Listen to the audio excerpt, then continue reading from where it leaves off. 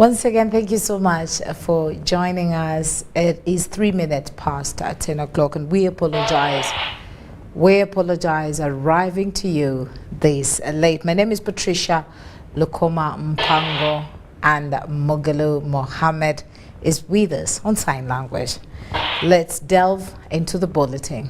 Now, the East African community has welcomed Somalia as its 8th member in accordance with Article 3 of the Treaty for the Establishment of the East African Community.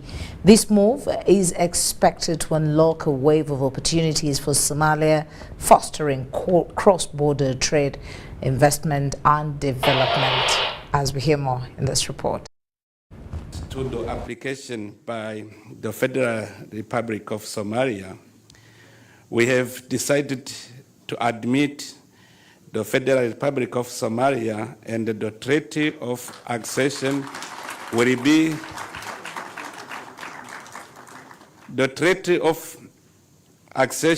be concluded with the chair of the summit whom we have designed. Of Bureau, the summit has decided that the Republic of Sudan will assume chairmanship of the community, and the Democratic Republic of the Congo will be the rapporteur. Thank you very much. And for that, I'd like to hand over the chairmanship to my brother Salva Kiir.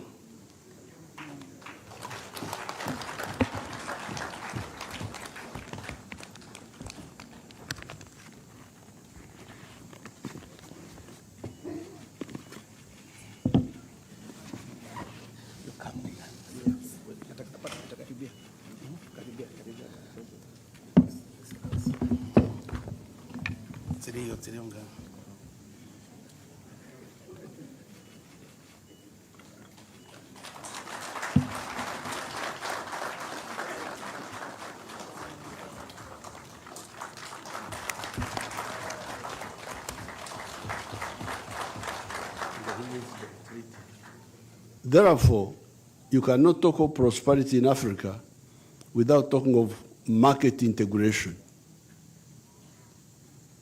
If you want to experiment that, you go to Latin America. Latin America is richer than the United States in terms of natural resources. If you look at the rivers, the biggest river in the world, Amazon, is in South America. The forests, agricultural land, minerals, they are all there in South America. But you see the misery there in South America. So what is the problem? Part of the problem is organization. In the US, if you are in New York, you produce a product, it can sell all the way to California. You have got a market of 300 million people, more than that. So therefore, the market becomes a stimulus for wealth creation and for prosperity. That's why, therefore, we say, please, if you want to be prosperous, you better understand and fight for the integration of the African market. A country like Uganda wasted a lot of time fighting and so on. But when we settled down, we started producing.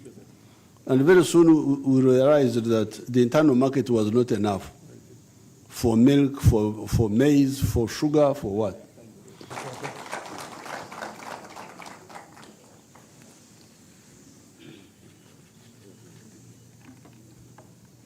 Congratulations, my brother.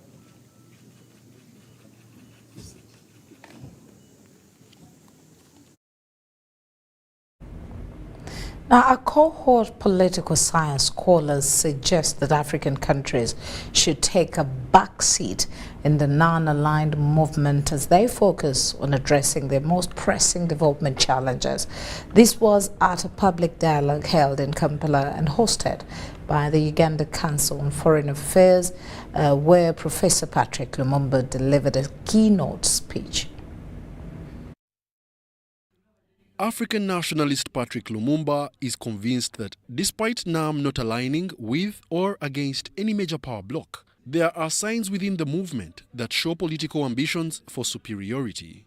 That is what we are saying, that even within NAM, there are countries which will want to dominate. India, right now within BRICS, India and China are struggling to compete as to which currency would be the dominant currency. They are talking about, is it the yuan or the rupee? Even when we are within NAM, and somebody said, I think it is you who said, even within NAM, somebody will look to dominate African countries. And if you are weak, you will be dominated. That is the reality of the world. At the conference, it was clear that African countries have become preoccupied, participating in multiple multinational organizations at the cost of national development.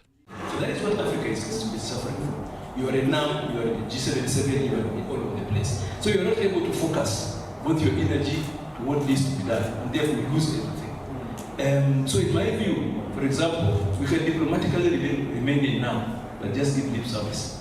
Not a lot of resources to get.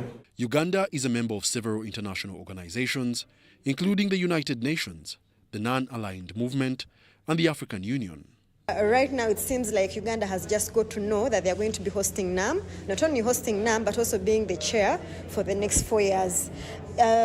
Strategically, Uganda should have come up with a technical team or an international development maybe desk somewhere, maybe in the Ministry of Foreign Affairs or in the Ministry of Trade, to kind of reposition ourselves to be able to benefit from this conference in the short term, in the medium term, and in the long term. Heads of states have work to do with their legal, parliaments, and executive dimensions. And so the paperwork is, one, undo international covenants that have chained us. Then the talking begins and action takes place. Uganda will, from January 2024 to 2026, chair the Global South Association of 120 countries after hosting the Non-Aligned Movement. Wadulo. Now, local government leaders of Amuria and Namayingo districts have appreciated World Bank projects currently being implemented in the areas for bridging infrastructure gaps and empowering their residents both socially and economically.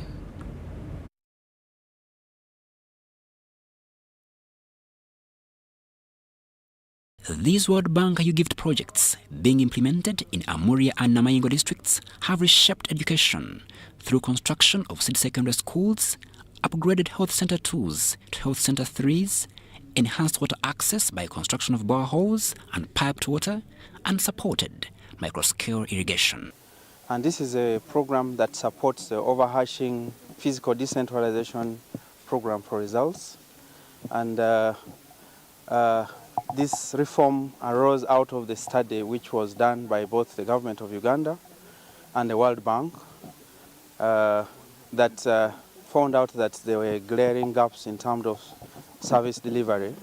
But now the intervention of U-Gift is now ensuring that Amuria will get now better services. Imagine a health center 2 would not conduct deliveries because they don't have the capacity to conduct deliveries. They don't have wards, they don't have maternities. But now a health center like this one, with a maternity in this community where the hospitals are very far, people are really very happy, people are very joyous because the access to service delivery in terms of health are going to be so accessible. In Namayingo district, learners would trek long distances to access education, but construction of Mutumba City Secondary School has restored hope. Nevertheless, low capitation from government and staff gaps still hamper this school that serves many pupils. What to note, however, is the fact that in the 3 island sub-counties of Namayingo, which include Chigulu, Lolwe and Bukana, only Chigulu sub-county has a government secondary school.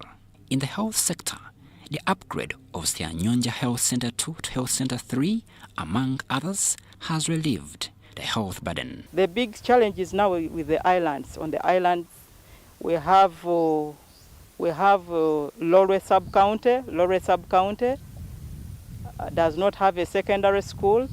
Bukana sub-county does not have a secondary school. It is only in Sigulu sub-county where we have a senior secondary school.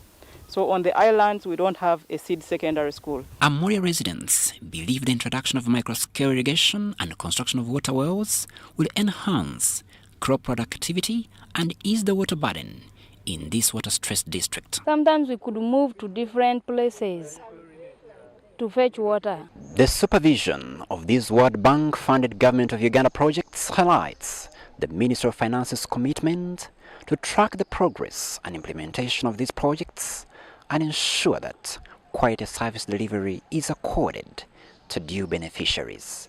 Crispus Arinitwe here in Amoria district. Thank you very much there, Crispus. Now into the health sector. World Alliance for Lung and Intensive Care Medicine in Uganda, WALIMO, is continuing with the study on re-imaging tuberculosis care. The study aims at transforming when, where and how TB care cases are delivered to the population. Despite several interventions put in place by the Ministry of Health and partners to reduce the burden of TB, the disease has continued to remain a public health threat. Statistics from the Ministry of Health show that 90,000 new TB cases are recorded annually. World Alliance for Lung and Intensive Care Medicine in Uganda, WALIMO, is making progress on the study codenamed Reimagining TB Care.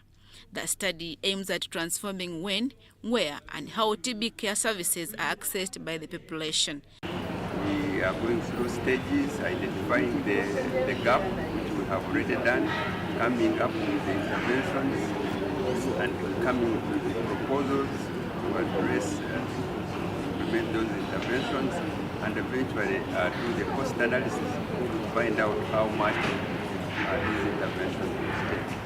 The study engages with the grassroots people and other stakeholders to find innovative ways to improve TB care, diagnosis and treatment. The study is now assessing 3 concepts that are considered useful in improving TB care. We are doing a lot to identify those missing patients that are suitable for our community and bring them out and treat them. And when we treat them, they also stop transmitting the disease in the community. So what we do to make sure that we improve what we are doing is what we call the patient-centered care. They include integrated ways of improving health information, digital tools to help village health teams, and data-driven decision-making. All these efforts come at a time when the country is striving to end TB by 2030. Adiana Kuti, UBC. Now, the environment and natural resources are under threat from both natural and man-made drivers like poverty and rapid population growth, which exert pressure on the environment. To reverse this trend, Ministry of Energy and Mineral Development has embarked on a clean cooking drive to interest the public in environmentally friendly cooking methods. The drive is being championed at the British High Commission, where officials from the Ministry of Energy and Mineral Development demonstrated a complete procedure of preparing local food using modern environmentally friendly methods.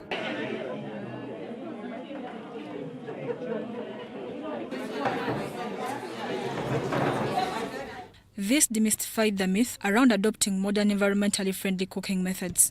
Adopted an approach to do demonstrations where we cook and show the public that food even tastes better, you save more time, you even save more money, and you know it is a clean device. E-cooking can actually save you about half of the cost, or even more than that. And electric pressure cookers, which are very efficient solutions, can cook over 80% of the staple Ugandan foods. There's a pressure lock. There are sensors for temperature and pressure to ensure that there's going to be no safety issues there. All you have to do is load your food, make sure it's closed and locked, press the timer or press the setting that you want, and then the cooking will happen. And in that way, it's very convenient. You can just. Lydia Nandaula, a representative of the British High Commission, applauded the ministry's efforts, recognizing the challenges that still lie ahead. But we've seen that over time, trees are being cut down for charcoal, for firewood, and we know that a number of Ugandans are cooking. They cook using firewood, they cook using charcoal, and so when you cut down the trees, you're affecting the environment. This is affecting the environment, and so we're running into issues where now we don't have a forest cover for the carbon emissions. We need a sink. We need like a cover. However, factors such as safety, financial constraints, non-availability of spare parts on the open market to replace faulty accessories, among others, still limit the uptake of many environmentally friendly cooking methods. Mary Namkosi, UBC News. Researchers at Makerere University are looking for partnerships to scale up and roll out their solution-based projects following successful piloting and proven to be real-time solutions to challenges faced in communities.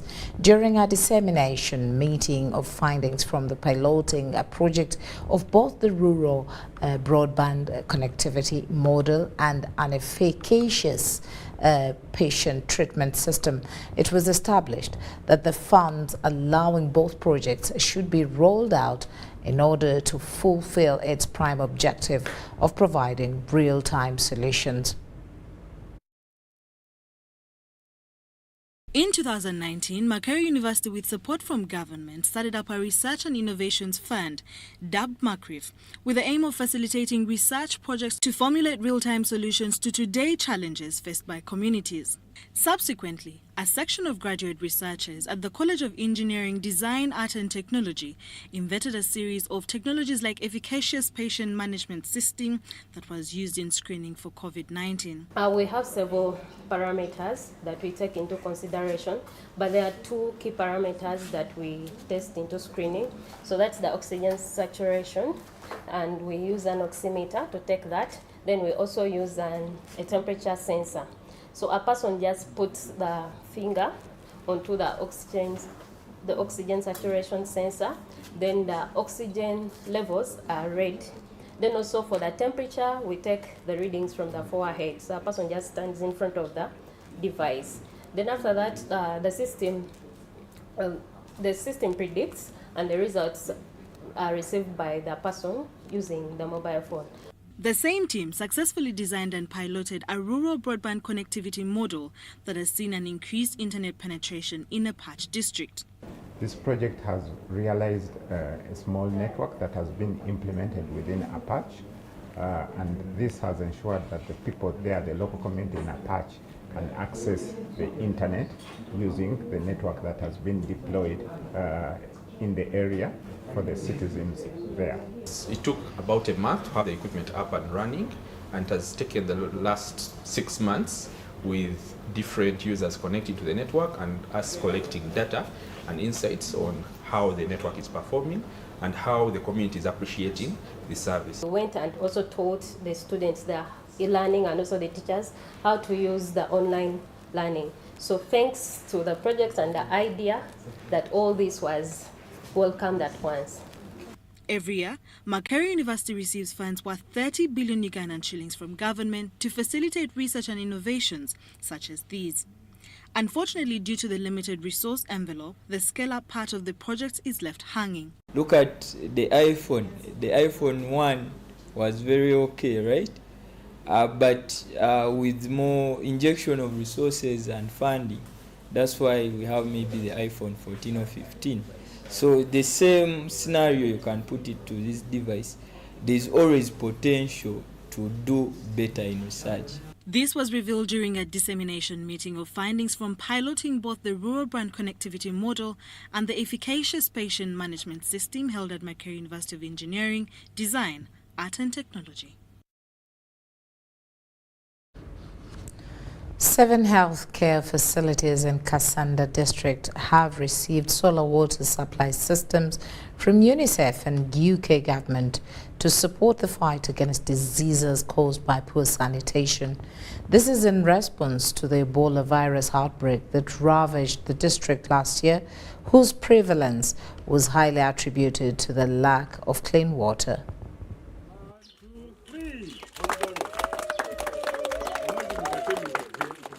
This is one of the 7 health centers in Kasanda district where solar borehole water has been installed.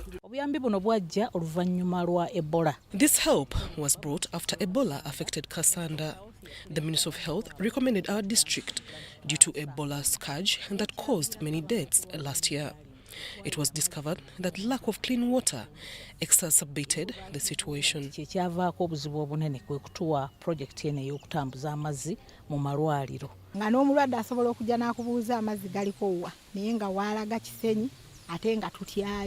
The facility will not only see both indoor and outdoor water supply at the health center, but the community at large.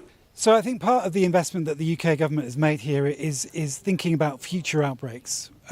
As I say, it's really important that health facilities like this one have access to fresh water. If, God forbid, there is another outbreak, then I'm convinced that those 7 boreholes now in Kasanda will help in any future Ebola outbreak. The beneficiary health center facilities include Makokoto, Buseregenyu, Musozi, Chasanswa, Naluntutu, and Chijuna. And this infrastructure is expected to directly impact 30,100 people. In terms of safe water access, actually, it's a big challenge for government. Much as government has done a lot in establishing a lot of health facilities 2, 3, 4, up to regional and national hospitals, we still have a low coverage for safe water and also sanitation. Improved sanitation, safe water is still low, below 50%. This initiative sets Kasanda district in a better position to fight hygiene-related diseases. However, more has to be done to make sure that water reaches all the communities of the district. Reporting for UBC News, Wadulo Mark Arnold in Kasanda. Thank you so much, Wadulo. Now, the International Committee of the Red Cross, in collaboration with the National Water and Sewerage Corporation, has launched the Kisoro Water Supply Reinforcement Project in Bunagana Town Council. The initiative will see construction of an extensive water tank with a capacity of 150,000 litres. The event was presided over by the Minister of State for Youth and Children Affairs, Sarah Mateke. The construction of an extensive water tank with a capacity of 150 litres is aimed at ensuring sufficient water supply for residents of Bunagana Town Council in anticipation of the increase in the number of refugees from the Democratic Republic of Congo. The district gets money for water, and we want to invest ourselves in that bit so that we do the same thing. According to the head of operations at Red Cross, Martin Agure, the water supply project is a matter of urgency now because of the insurgency in the eastern DRC and the subsequent influx of refugees into Kisoro district. With the official handover of this water supply system, the community would be more able to access adequate and safe drinking water, in addition to be able to provide the same in the event of future surges in the refugee across the border into Kisoro. The International Committee of Red Cross teams identified the urgent need for water provision and emphasized that such interventions align with their mandate to safeguard the well-being of communities, particularly during crisis. We do not only work on the provision of safe drinking water, we are also promoting the knowledge and respect of the international humanitarian law, the rules and regulations that guides the parties to the conflict to ensure that the civilians are protected. Local leaders and residents expressed their appreciation for the project, recognizing its potential to address critical needs during challenging times. I promise you that we shall keep having you in our hearts and keep thinking about us. But Martin, take this information.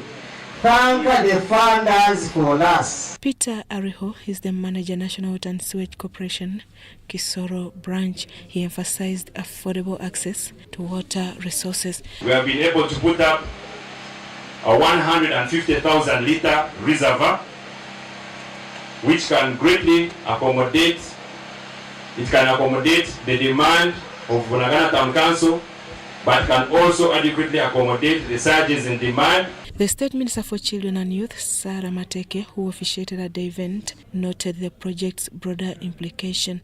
According to the United Nations, approximately 6.9 million individuals were displaced from the DRC due to the conflict between the M23 movement and the DRC government, out of which many sought refuge in Uganda between March and September 2022. And in Nabilatuk, armed Karamoja warriors have been urged to surrender their guns voluntarily before the amnesty window expires. The call follows a warning by President Yoweri Kaguta Museveni in May this year, where he announced an amnesty window to all armed Karamoja warriors. This was during a peace meeting held in Nabilatuk Town Council. President Yoweri Kaguta Museveni extended amnesty window to all armed Karamoja warriors to either surrender voluntarily or forcefully. This has yielded fruits as many notorious warriors surrendered and returned the illegal firearms, especially in North Karamoja. The joint security forces of UPDF and police, together with the local leaders in Karamoja, have been using inter-district dialogues through reformed Karachunas to share their experiences in the reformed environment. They are bringing guns every other 2 days, and I am so grateful that they have embraced their voluntary disarmament. According to the 3rd Deputy Division Commander, Brigadier General Felix Busizori, 131 guns have been recovered, both voluntary and forcefully, since the amnesty window was announced in May.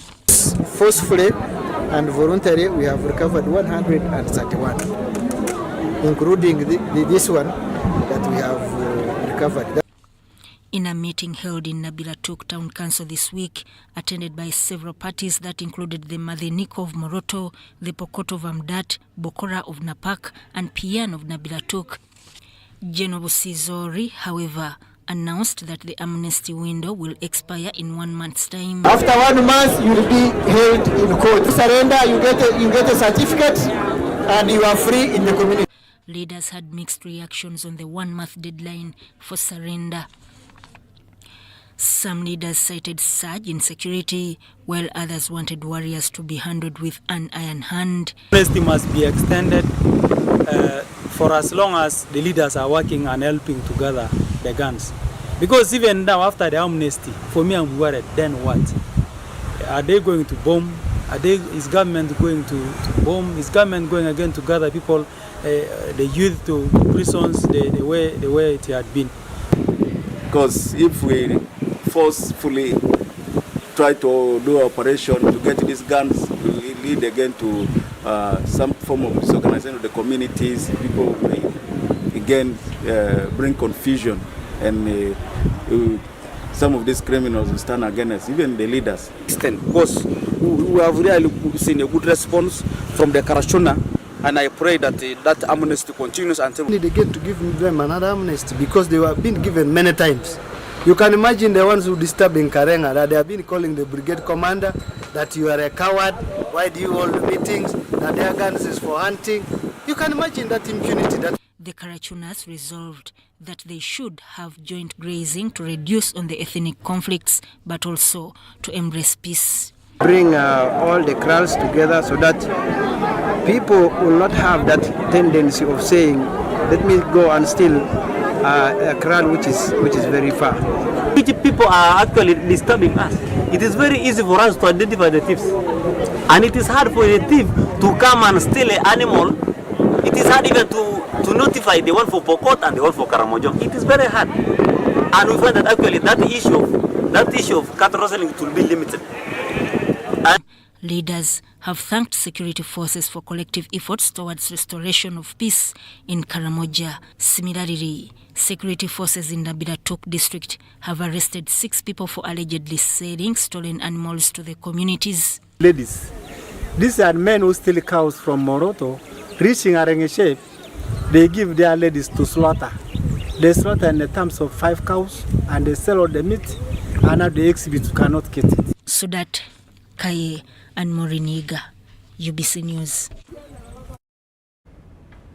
Now, in Lango College, at least 680 billion shillings is required for the reconstruction of the old Kennedy Library, Science and Technology Center at Lango College. According to the old students of Lango College, the money in question will help renovate the dilapidated Kennedy Library that was built years ago. Kennedy Library at Lango College was built in the mid-19th century by the U.S. government in commemoration of the late U.S. President J.F. Kennedy. Through the United States Agency for International Development, the Kennedy Library was built and later became the center of academic excellence in the 1970s, emerging the best in East Africa in 1975. Kennedy Library suffered decay and neglect. It was looted during the LRA war. Most of the books were burnt as rebels used them for cooking. That's why it looks a dilapidated stock.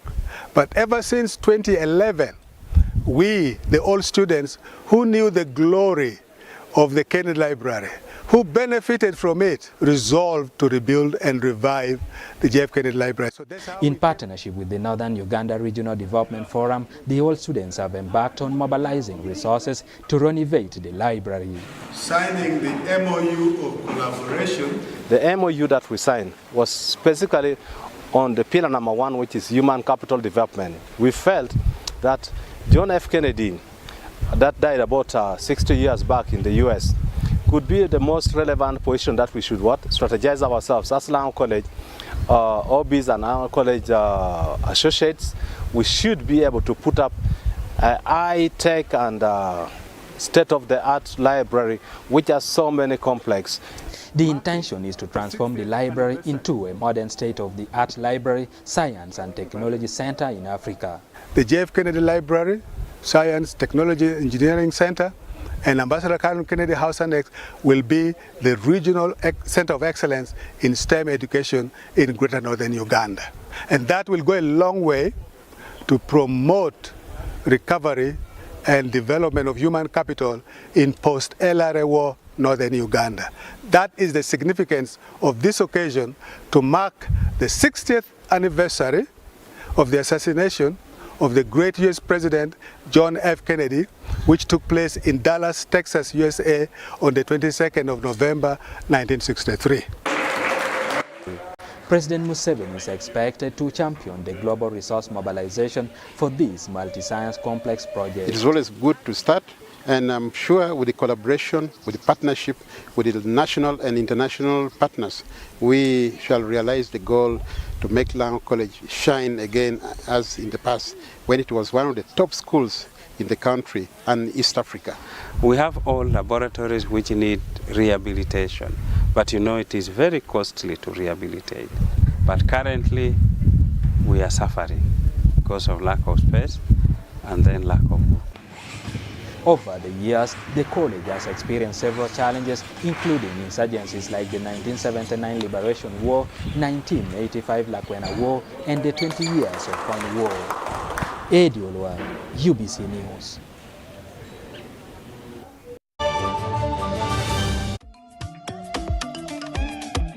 Jovia. Ng'oyolekera ku lugendo luno olw'obulamu. Nkuwa ekirabo eky'amaanyi agatazizibwa. Amaanyi okulabibwa n'okuwulirwa mu mawanga ag'ewala ennyo. Okutuuka buli wamu nga yadde togenzeeyo. Ensi yonna ng'ekuli mu ngalo.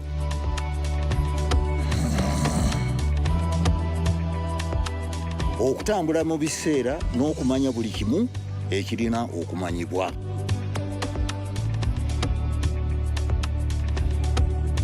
Jovia, kino kye kirabo kyange gy'oli. Tewali kumoko ki ky'osobola okukola ku mukutu nnandameggwa ogwa MTN.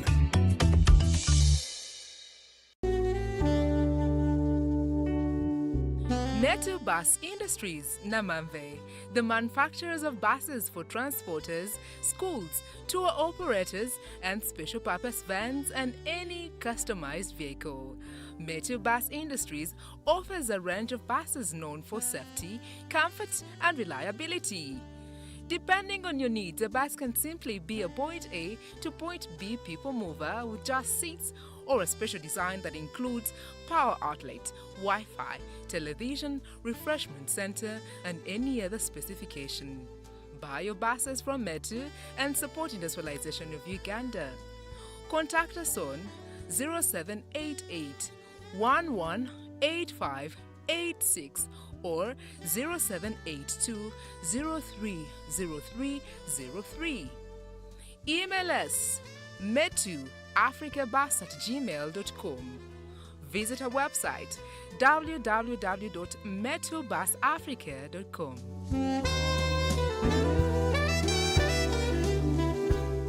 Prof Bio Research, winners of the Best East Africa Brand Award 2023, invites you for the 8th Great Sundowner Sentes Mera Committee from 26 November to 2nd December 2023, full week blast. Keynote trainer Omukenku Funyanzi Julius, Chuma Chiwagala Chuma. Topics include Pampers and Vermiculite soil fertilizers production, mechanized banana juice production and preservation, Ganoderma mushroom cultivation and castor plant cultivation, aloe vera gel and juice making and castor oil making, bathing and herbal soap production and matchbox making at Tutorial Mall Hall Rooftop from 26 November to 2nd December 2023, 9 a.m. to 6 p.m. Entrance 100,000 shillings or book via mobile money on 0703 152 152. Buy a ticket at 100,000 shillings and get a free tray of saffron eggs, Ganoderma mushroom garden and a training certificate.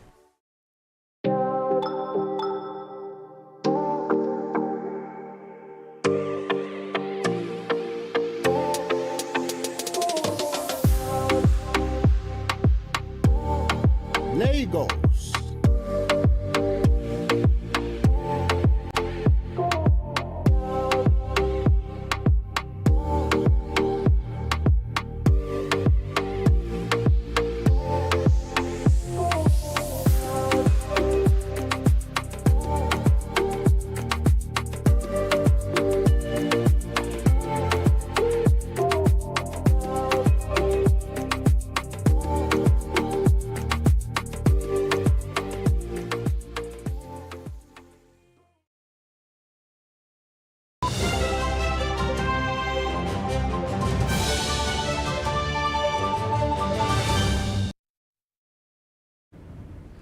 Welcome back at 41 minutes past 10 o'clock. We continue.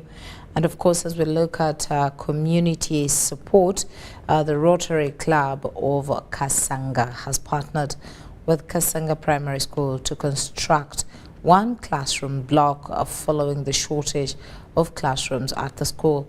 The initiative to help the school acquire more learning space has been launched by the Rotary President Francisco Semwanga. Kansanga Primary School, Rotary Club of Kansanga has offered to construct one classroom block for the school to address the issue of shortage of classrooms. According to the Rotary President of Kansanga, Mase Nalusiba, the school was chosen after community assessment that found out the need for extra classrooms. We discovered that one room was being shared by two classes. So there was top class and then there was baby class and then there was middle class, and they were all sharing one room. So we decided as a club to partner with the school and construct a classroom so that we could decongest the other. While launching the construction works, the Rotary District Governor 9214 Francisco Semwanga said their target this year is to support the education sector. I want to call upon the parents of this area to take education very, very seriously, because education is an enabler, education is an equalizer, education opens doors. Reste Namiro is the head teacher, Kansanga Primary School. Our school was constructed in a part of swamp area. You find that during rainy season, the whole place is full of water, and we have a waterlogged compound. We have also a challenge of not having enough furniture. Some of the pupils highlighted the challenges they face while at school. The classes we are in, they are not that good looking. Even some leak. The roofs are too old, now they leak. Right now I'm standing in the building they're constructing for baby class and middle class. So we thank the Rotary Club for what it has done for us. At the same event, new members joined the Rotary Club.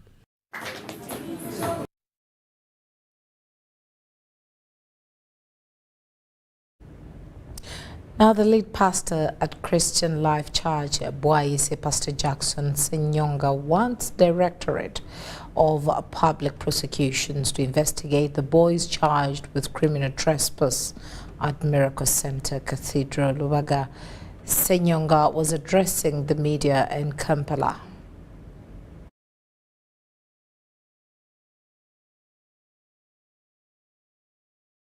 In my humble view, it is important that justice is not only done, but seen to be done. And this can only be achieved if the complainants, both sides, not merely just one side, but both sides, are given serious consideration. Let the DPP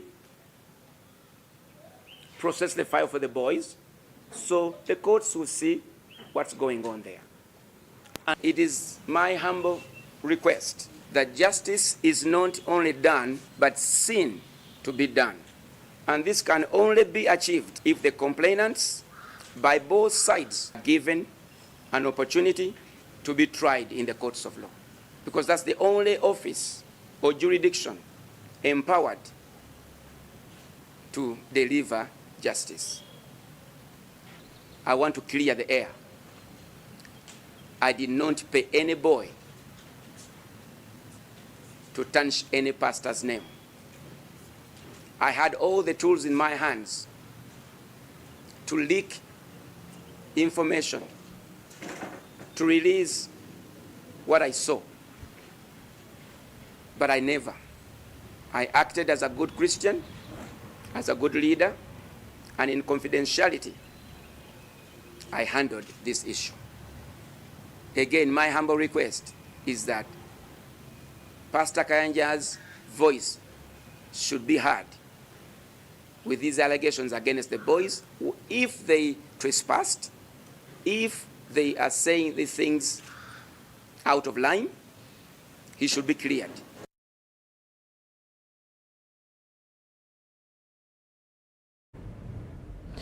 The Ugandan Banyarwanda Cultural Development Association, Umubano, Friday launched their offices at Natete, where all matters pertaining to the association will be handled. The chairman, Umubano, Dr. Ephraim Kamuhangire, says that the absence of an office has been a hindrance to delivering services to the community. Ugandan Banyarwanda, under their umbrella, the Ugandan Banyarwanda Cultural Development Association, Umubano, have converged in big numbers at Natete to launch their offices, where all services concerning the association will be handled. We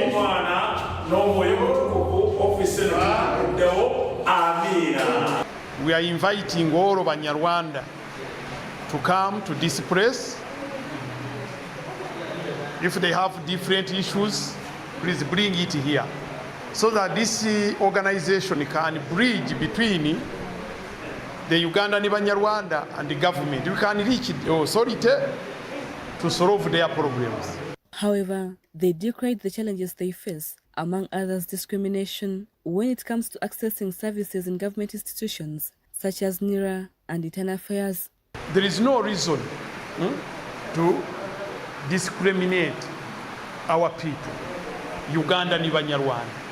Sometimes our people, our youth, our younger people, whenever they go there to the migration, they are applying for a passport. They want to go abroad to work. Whenever they apply, they just tell them, you are Munyarwanda, you are not supposed to apply for a passport. Kamwa kwogera muwala wange namutwalako ku internal affairs okufuna passport. Amazima olw'erinnya Mutesi bamumma passport ne ndagamuntu ne bagimuggyako. Dr. Ephraim Kamuhangire, the chairperson of this association, says that some of the problems are created by the Umubano members themselves, hence calling for unity. It is not a government policy to deny Banyarwanda passports.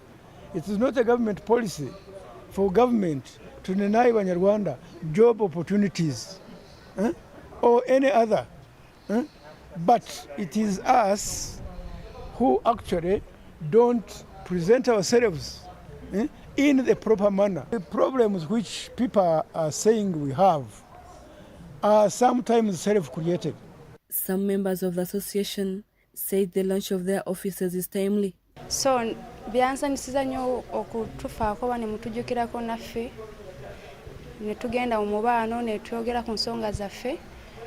Byansanisiza nnyo okugira ku ofiisi kati ndi wadde mbobeera n'ekizibu ne nzija ku ofiisi naye kati mbadde sina we nsobola olaga ogenda okwogera ekintu kyenfunye obuzibu oba bwenfunye. Naye tukikoze kubanga twagala Abanyarwanda bafuna obuddukiro we basobola okujja ne batuukira then ne babalagirira we basobola okufunira ddala obuyambi obutuufu.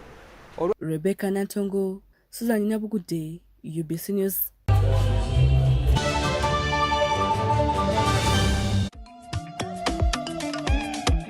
Jovia ng'oyolekera ku lugendo luno olw'obulamu nkuwa ekirabo eky'amaanyi agatazizibwa, amaanyi okulabibwa n'okuwulirwa mu mawanga ageewala ennyo, okutuuka buli wamu nga yadde togenzeeyo, ensi yonna ng'ekuli mu ngalo.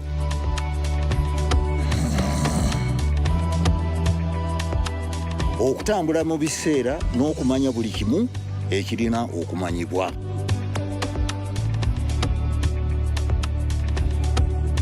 Jovia, kino kye kirabo kyange gy'oli. Tewali kkubo ku ki ky'osobola okukola ku mukutu nnandameggwa ogwa MTN.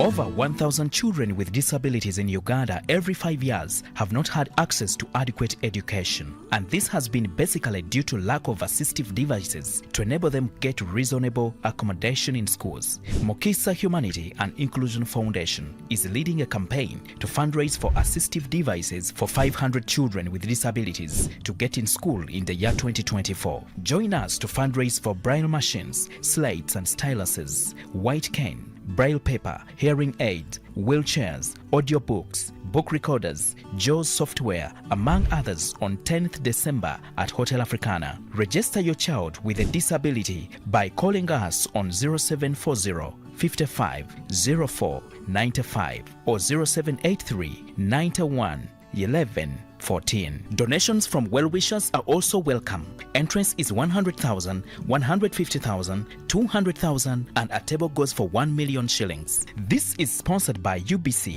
Mokisa Inclusive Schools, Mokisa Nasaran Primary School, Herona Hospital, Msafiri Tours and Molia Foundation.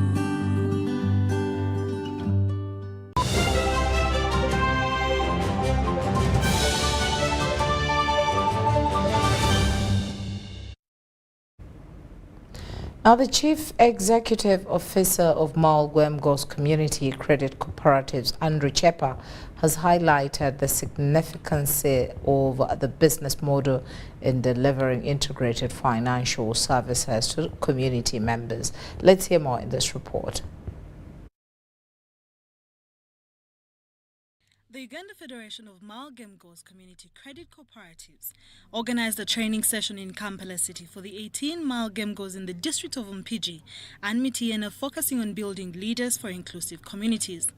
The Chief Executive Officer of the Uganda Federation of Malgemgo's Community Credit Cooperatives, Andrew Chepa, underscored the importance of effective management in Malgemgo's community credit cooperatives, adding that this training will foster change in ideology towards addressing financial inclusion challenges. Through the inclusive leadership that we have, we can be able to build institutions that are inclusive, institutions that are able to address the needs of the youth, institutions that are able to address the needs of the women, the needs of the elderly, the poor and the rich. And for us as Malgemgo, that is our benchmark. We believe that whatever we do should be built around the community. During his presentation on the Malgemgo's business model, Wambale Pascal, the coordinator of Malgemgo's Mpigi branch, emphasized its focus on providing social, financial and economic benefits to members, setting it apart from other cooperatives' business models. Certainly this model is unique.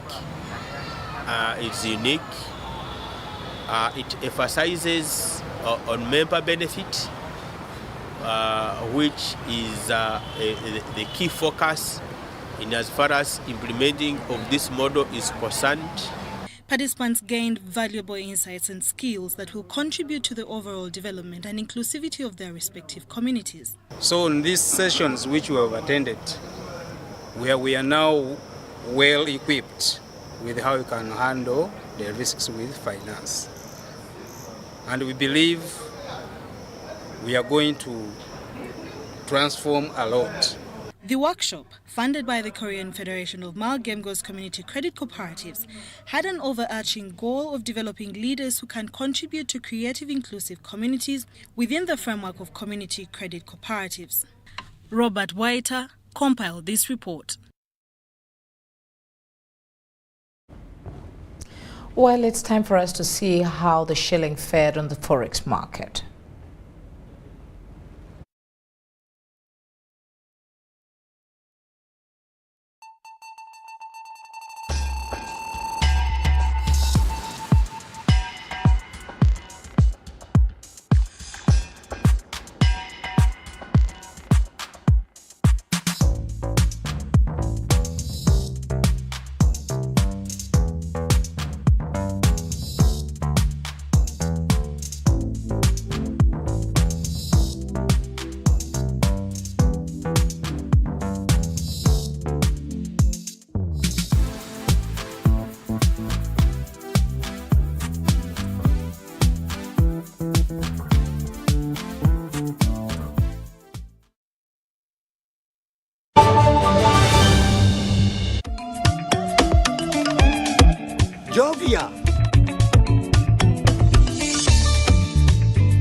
Ng'oyolekera ku lugendo luno olw'obulamu nkuwa ekirabo eky'amaanyi agatazizibwa, amaanyi okulabibwa n'okuwulirwa mu mawanga ag'ewala ennyo, okutuuka buli wamu nga yadde togenzeeyo, ensi yonna ng'ekuli mu ngalo.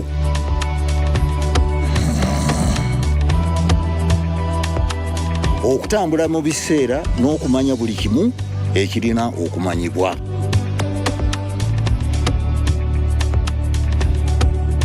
Jovia, kino kye kirabo kyange gy'oli. Tewali kkomo ku ki ky'osobola okukola ku mukutu nnandameggwa ogwa MTN.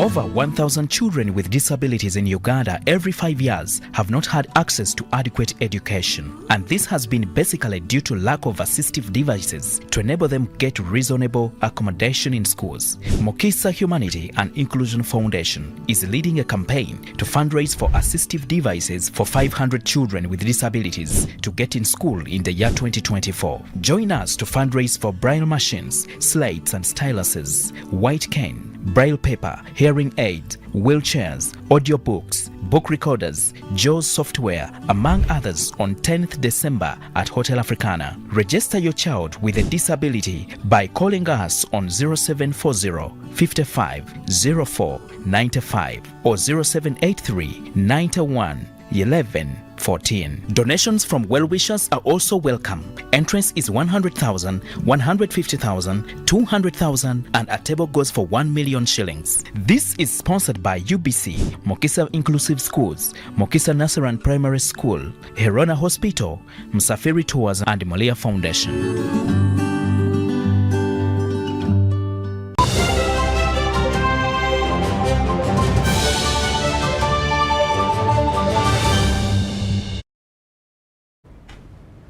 And into sports, Uganda has had a setback in her World Cup qualifier campaign after the Cricket Cranes lost to Namibia by 6 wickets in the second tournament. A game played this evening. Our reporter Grace Kemigisha is in Namibia and has sent us this report.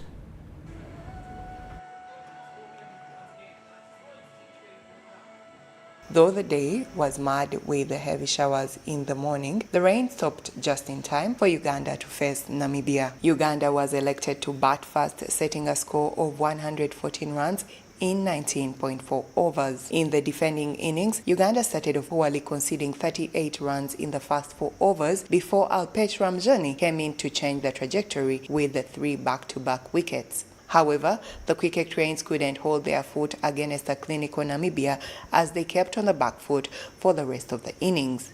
In the end, Uganda had 114 runs all out and Namibia 116 runs for 4 wickets in 17 overs, hence the 6-wicket loss. There's a number of areas I could touch on regarding what went wrong. We didn't start well with the bat. Obviously, losing half our wickets within the first 10 overs set us back a long way. It was always going to be tough to score a defendable total against a side like Namibia. And it's something that we're very disappointed in ourselves in regarding our batting, because we pride ourselves on having improved as a batting side, and unfortunately we didn't quite execute today, so in the end not enough runs. If we had held on to those chances, could have been a different story today, and you know, it's definitely going to hurt the boys today, and it's something we're going to speak about, because you know, that's not our standards and that's not us. But you know, it's one of those days where absolutely everything that could go wrong did. In terms of tactics and our game plans, went really well. I mean, if you look at the catches we dropped in the crucial times that they happened, you know, those are the small little 1%ers that didn't go our way. Tactically, you know, I think the boys, they stuck to their plan. Every single over that we bowled, the field was correct. We had the guys in the right places, but unfortunately those catches just didn't stick. There was a good chance that we would have had Namibia 20 for 4. And a team like Namibia, if you can, let's say, hit the first punch like that, then it obviously brings you into the rest of the game. Of course, in a tournament like this, for you to have a bigger chance of qualification, you have to definitely beat one of the big teams. We've played one of them today, Namibia, and they've come on top. But it doesn't mean that we are completely out of contention. We'll look back at today's game and see where could we have done better, what could we have done differently, and come back stronger in the next game. With this loss, Uganda now sits 4th on the 7-team table with 2 points and a 0.387 net run rate. Uganda needs to finish either first or second in this tournament to make it to the 2024 ICC Men's T20 World Cup. The Cricket Cranes will be back in action on the morning of Sunday, 26 November 2023 against test-playing nation Zimbabwe. Grace Joyce Kemigisa, UBC News.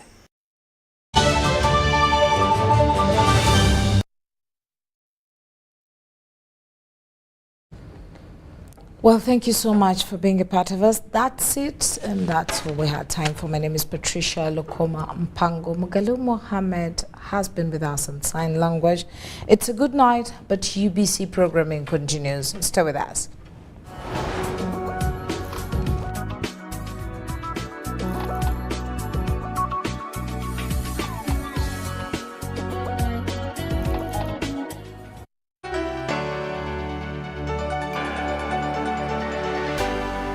UBC